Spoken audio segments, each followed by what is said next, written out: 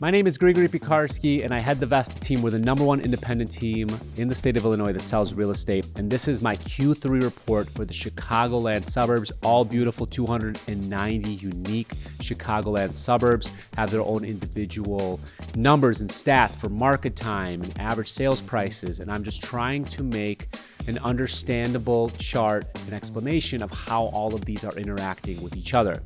If you're thinking about buying at the end of 2023 or going into 2024, it's all about having the right information at your fingertips. I'm going to be looking at average market time. I'm going to be looking at average sales prices, which areas have shown the most significant average sales prices, which ones are taking the longest to sell. And then at the end, I give you opportunity buys for each condos, multi-units, and single family homes so that you can be empowered with this information. As a buyer, you need to be looking to see where it is best to be buying and putting your money into, because there's still a lot of great places to do that, but you have to understand where it is most ideal to do so. And if you are a seller, understanding how these trends work can let you price your home properly and set the expectations to make sure to maximize your value and your profit. It is so important to get this information right, especially as there's all this noise and confusion out there, so that you can then use all of this information to then make your own assumptions on what's best for you, for your family, and for the future of your real estate investing. All right, let's start with single family homes in the suburbs. For Q3, what were the highest average selling prices for single family homes across all of Chicagoland? Number 1, Winnetka, coming in at an average of just over 2.1 million. Number 2 was Kennelworth at just over 1.7 million. And number 3 was Glencoe at just over 1.6 million. The North Shore taking the cake on that one.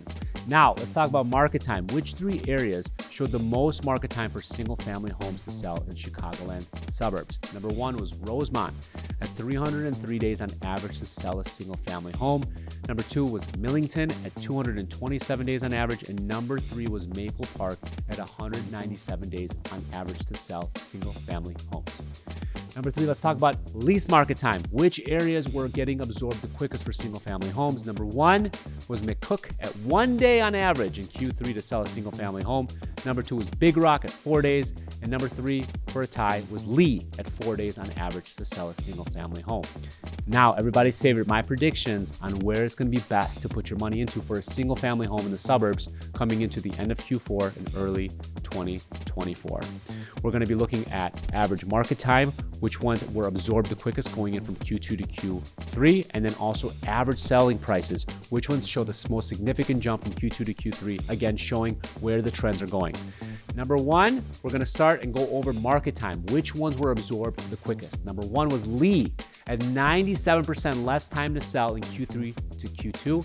That is 4 days down from 148 days in Q3. Number 2 was McCook at 94% quicker absorption rate, down to 1 day from 18 days. And number 3 was Batavia at 94% quicker absorption rate, down 19 days from an average of 310 days. It's crazy. Now, let's get into the average sale price jump from Q2 to Q3. Number 1 was Darien, up 265% for an average price of $474,000, just above. Number 2 was Mettawa, 235% at just over $971,000. And number 3, Norwood Park Township, up 220% at an average of over $487,000 for single family homes. All right, let's get into condos, attached homes, townhouses. How did those perform in the suburbs?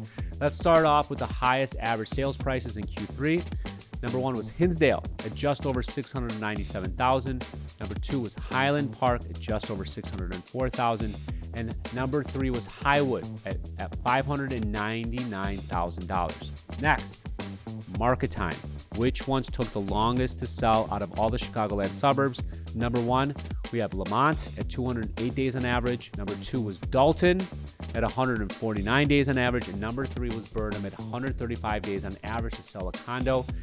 Now, the least market time, which ones were getting absorbed the quickest in Q3?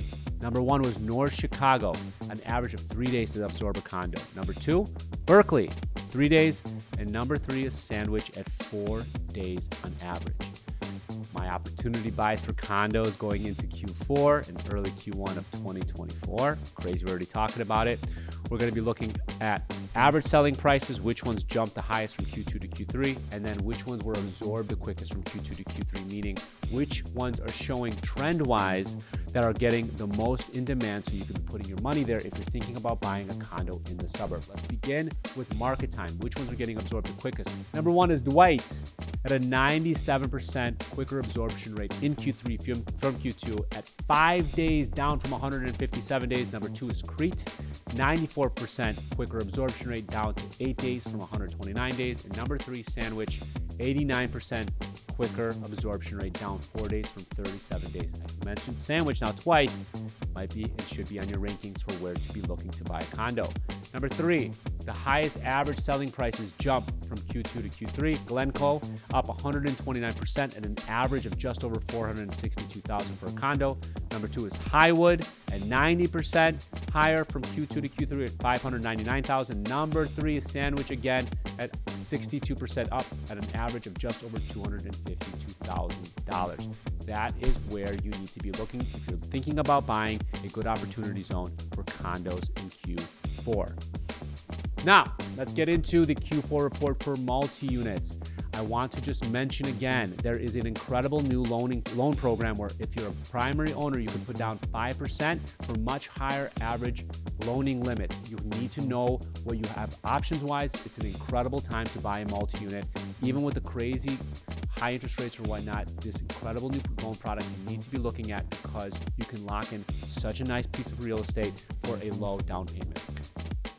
All right, let's go over the highest average selling prices in Q3 for multi-units in the suburbs. Number one, River Forest sold at $787,000 on average for a multi-unit. Number two is Glenview Golf at just above $779,000 for a multi-unit. And number three is Harwood Heights at an average of $695,000 for multi-units. Not too bad. Those prices are not bad at all.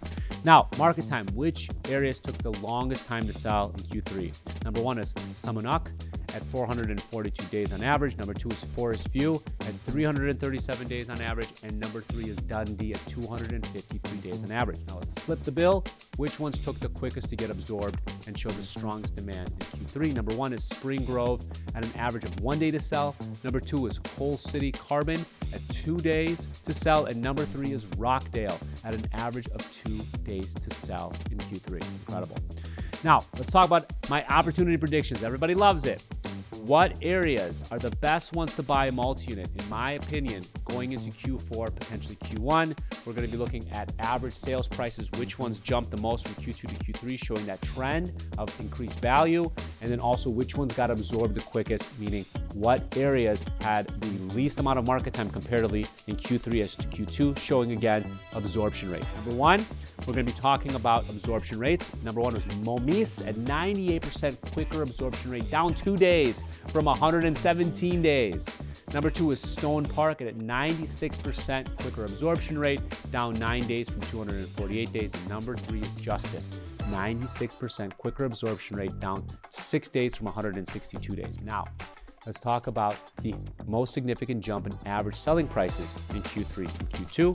Number one is Kankakee, up 204% to an average of $170,000 price for a multi-unit. That is incredible price. You should be looking there. Number two is Lamont, up 133% to an average of $502,000. And number three is Morris, up 69% for an average sales price of just over $204,000.